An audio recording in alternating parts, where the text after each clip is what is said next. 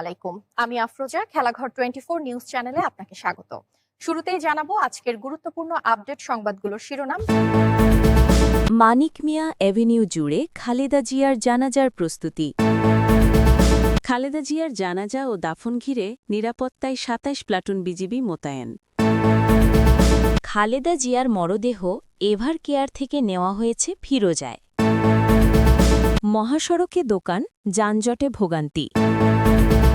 এতক্ষণ শুনলেন শিরোনাম, এবার আসি বিস্তারিত সংবাদে। তার আগে অনুরোধ রইল ভিডিওতে একটি লাইক দিয়ে চ্যানেলটি সাবস্ক্রাইব করুন এবং কমেন্টে জানিয়ে দিন আপনি কোন জায়গা বা কোন দেশ থেকে আমাদের এই সংবাদটি দেখছেন। মানিক মিয়া অ্যাভিনিউ জুড়ে খালেদা জিয়ার জানাজার প্রস্তুতি।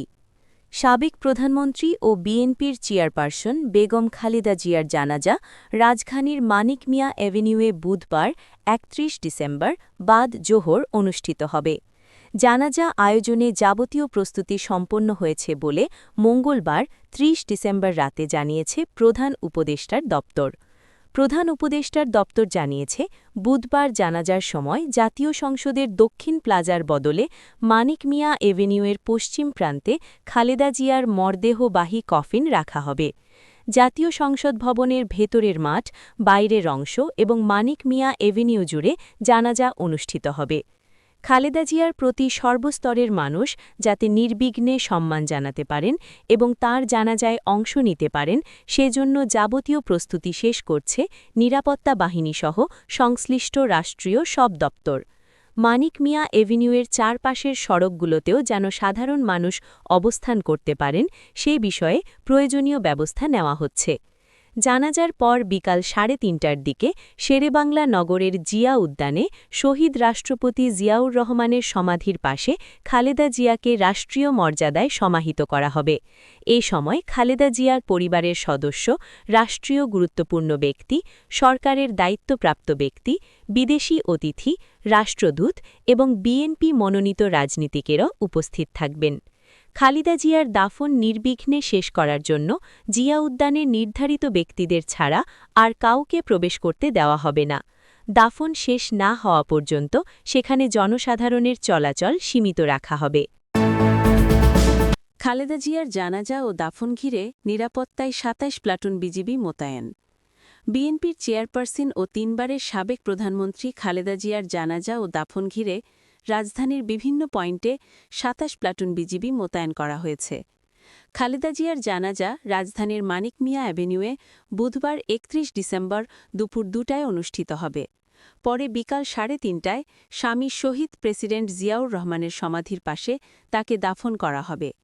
জানাজা আয়োজনে যাবতীয় প্রস্তুতি সম্পন্ন হয়েছে বলে মঙ্গলবার ৩০ ডিসেম্বর রাতে জানিয়েছে প্রধান উপদেষ্টার দপ্তর। এই জানাজা সুষ্ঠুভাবে সম্পন্ন করতে এবং নিশ্ছিদ্র নিরাপত্তা নিশ্চিতে মানিক মিয়া অ্যাভিনিউ সহ রাজধানীতে ২৭ প্লাটুন বিজিবি মোতায়েন করা হয়েছে। বিষয়টি নিশ্চিত করে বিজিবির জনসংযোগ কর্মকর্তা মোহাম্মদ শরীফুল ইসলাম জানান, বেগম খালেদা জিয়ার জানাজা ও দাফন কার্যক্রমকে ঘিরে সার্বিক নিরাপত্তা জোরদারে এভারকেয়ার হাসপাতাল, জাতীয় সংসদ ভবন ও জিয়া উদ্যান এলাকায় ২৭ প্লাটুন বিজিবি মোতায়েন করা হয়েছে। মঙ্গলবার ৩০ ডিসেম্বর ভোর ৬টায় রাজধানীর এভারকেয়ার হাসপাতালে বেগম খালেদা জিয়া ইন্তেকাল করেন। ইন্না লিল্লাহি ওয়া ইন্না ইলাইহি রাজিউন। মৃত্যুকালে তার বয়স হয়েছিল ৮০ বছর। খালেদা জিয়ার মরদেহ এভার কেয়ার থেকে নেওয়া হয়েছে ফিরোজায়। সাবেক প্রধানমন্ত্রী ও বিএনপির চেয়ারপারসন খালেদা জিয়ার মরদেহ এভার কেয়ার হাসপাতাল থেকে নেওয়া হয়েছে তার গুলশানের বাসভবন ফিরোজায়। আজ বুধবার সকাল ৯টার আগে কড়া নিরাপত্তার মধ্য দিয়ে মরদেহবাহী গাড়ি ফিরোজার পথে রওনা হয়। খালেদা জিয়ার জানাজা রাজধানীর মানিক মিয়া অ্যাভিনিউতে আজ বাদ জোহর অনুষ্ঠিত হবে। জানাজা আয়োজনে যাবতীয় প্রস্তুতি সম্পন্ন হয়েছে। জানাজা সুষ্ঠুভাবে সম্পন্ন করতে এবং নিশ্ছিদ্র নিরাপত্তা নিশ্চিতে মানিক মিয়া অ্যাভিনিউ সহ রাজধানীতে ২৭ প্লাটুন বিজিবি মোতায়েন করা হয়েছে। মহাসড়কে দোকান, যানজটে ভোগান্তি। চট্টগ্রাম কক্সবাজার মহাসড়কের চন্দনাইশের দোহাজারি অংশটি এখন শুধু যাতায়াতের পথ নয়, ক্রমেই মৃত্যু ফাঁদে পরিণত হচ্ছে। দোহাজারী বাজার এলাকায় ৬ লেনের প্রশস্ত সড়ক নির্মাণ হলেও যান চলাচলে শৃঙ্খলা ফেরেনি। একদিকে সড়কের ডিভাইডার দখল করে গড়ে ওঠা ভাসমান দোকান ও কাঁচা বাজার, অন্যদিকে মূল সড়কে ব্যাটারি চালিত অটোরিকশা ও সিএনজি চালিত অটোরিকশার অবাধ চলাচল। সব মিলিয়ে দক্ষিণ চট্টগ্রামের এই ব্যস্ত এলাকায় বড় দুর্ঘটনার আশঙ্কা বাড়ছে।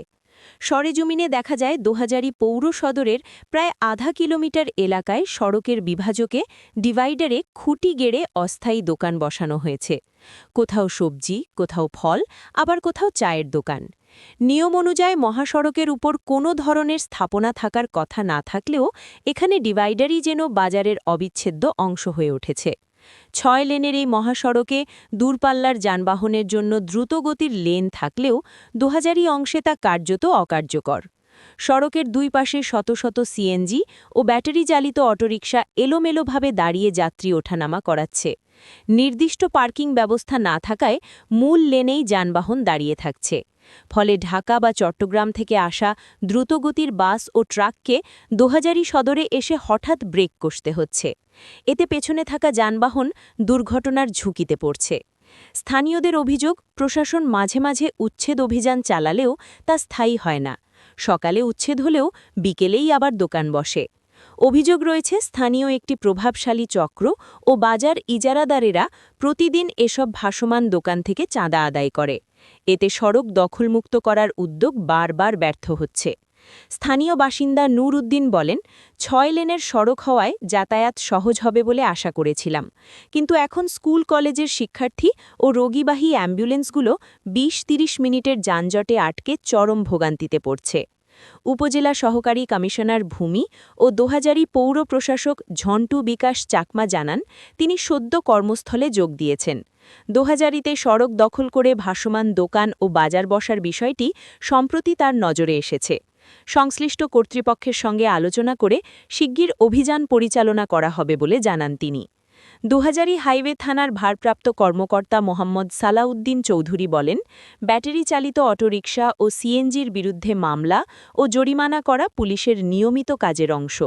প্রতিদিনই মামলা হচ্ছে, তবে স্থানীয় তদবিরের কারণে অনেক সময় দায়িত্ব পালনে বাধা সৃষ্টি হয় বলে তিনি দাবি করেন।